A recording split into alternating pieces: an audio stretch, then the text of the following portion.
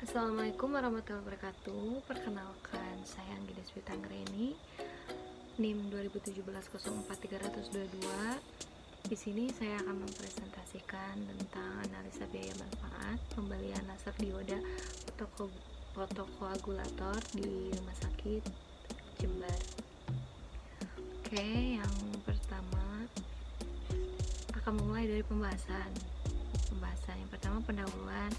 Pendahuluan adalah latar belakang gambaran proyek, yang kedua tujuan, analisa biaya manfaat, yang ketiga metode dengan menggunakan FPV dan IRR, yang keempat ada hasil dan kesimpulan.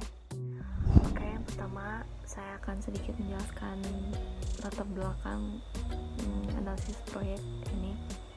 Jadi perkembangan rumah sakit masa sekarang sedang berada dalam suasana global dan kompetitif, sehingga dengan keadaan demikian maka pelayanan rumah sakit sebaiknya dikelola dengan dasar konsep manajemen yang jelas agar nilai kemanfaatan tiap aset yang ada di rumah sakit pemerintah dapat diketahui dan dapat digunakan sebagai dasar untuk alokasi sumber daya ekonomi.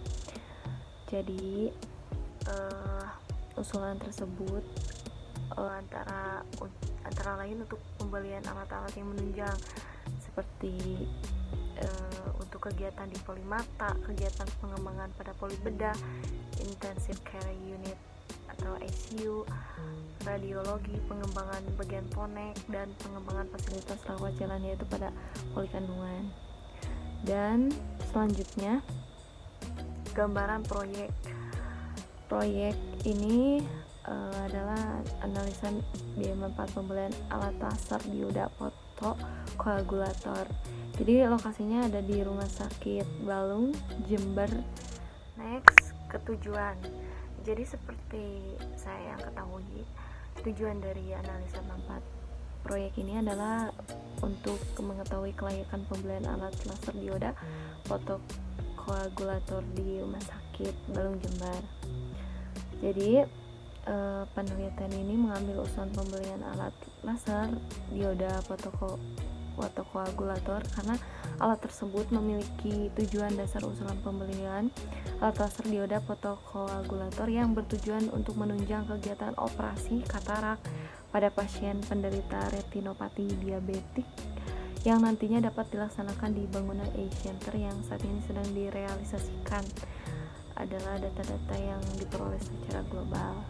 Dan selanjutnya next. Metode ini ada dua metode. Yang pertama NPV atau bisa disebut juga Net Present Value. NPV ini adalah perbedaan antara nilai sekarang dari arus kas yang masuk dan nilai sekarang dari arus kas keluar pada sebuah waktu periode. NPV biasanya digunakan untuk alokasi modal untuk menganalisa keuntungan dalam sebuah proyek yang akan dilaksanakan. Yang kedua, IRR atau Internal Rate of Return. IRR adalah merupakan metode penilaian investasi untuk mencari tingkat bunga atau diskon rate yang menyamakan nilai sekarang dari aliran kas. Net present value of profits dan investasi initial outlays.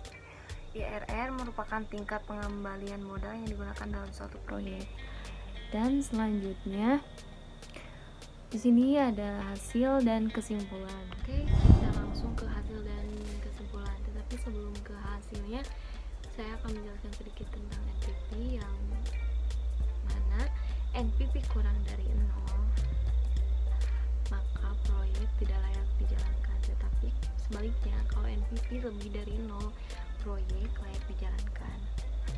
Terus selisih antara manfaat dan biaya net benefit dikalikan dengan diskon faktor, hasilnya adalah PV net benefit. Kemudian jumlahnya PV benefit selama 16 tahun, maka itulah net present value. Oke, selanjutnya dapat dilihat dari hasil analisis perhitungan NPV. Data ini berdasarkan data di atas, biaya yang digunakan pembelian alat laser dioda fotokoagulator Rumah Sakit Balung Jember pada tahun ke-0 biaya sebesar 2.437.147.600. Hal ini dikarenakan pada tahun ke-0 bahwa besar rasio usulan pembelian alat laser diode fotokoagulator memiliki nilai rasio yang lebih besar. Terus untuk menganalisis kelayakan pembelian alat laser ini dihitung dengan menggunakan nilai NPV, dan untuk mengetahui prospek pengembangan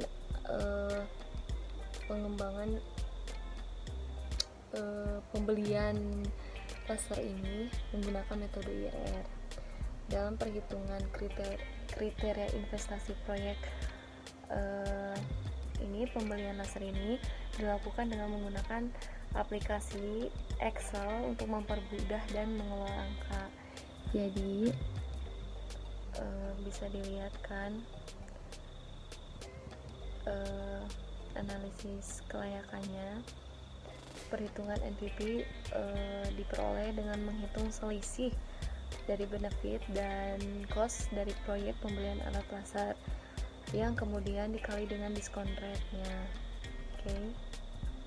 NPV-nya hasilnya min 521.269.12438. Berdasarkan perhitungan di atas, lebih jelasnya bisa dilihat di tabel. Diperoleh NPV sebesar 521.269.12438. Hasil tersebut menunjukkan nilai yang negatif, yang berarti NPV kurang dari 0. Maka dapat disimpulkan bahwa proyek pembelian alat laser dioda ini tidak memenuhi kriteria, sehingga proyek ini tidak layak untuk dijalankan. Oke, selanjutnya kita ke analisis prospek pengembangan pembelian alat laser dioda fotokoagulator dengan metode IRR. Yang tadi kan NPV, sekarang IRR. Jadi berdasarkan data yang telah diperoleh, maka IRR dapat dihitung sebagai berikut. NPV yang pertama kan tadi diketahui sebesar 521.269.12438 dengan diskon rate 8,79%, menghasilkan NPV yang negatif. Selanjutnya akan ditentukan dengan diskon rate yang lebih rendah dari si 8,79% itu menjadi 4% agar menghasilkan NPV yang positif. Dapat dilihat di tabelnya. Diketahui NPV 2 bernilai positif, yaitu sebesar 89.313.43794. Perhitungannya sama seperti penentuan NPV 1. Kemudian setelah itu dapat dihitung besarnya IRR dengan rumus IRR sama dengan I1 tambah NPV 1 dibagi NPV 1 dikurangi NPV 2 dikali I2 dikurangi I1, dan hasilnya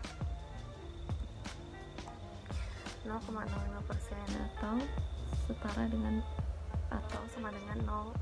sama dengan 5%. Itu berdasarkan perhitungan tersebut diperolehkan IRR sebesar 5%, sehingga dapat disimpulkan bahwa proyek pembelian alat laser dioda fotokoagulator tidak layak untuk dijalankan karena nilai IRR lebih dari sosial diskon rate.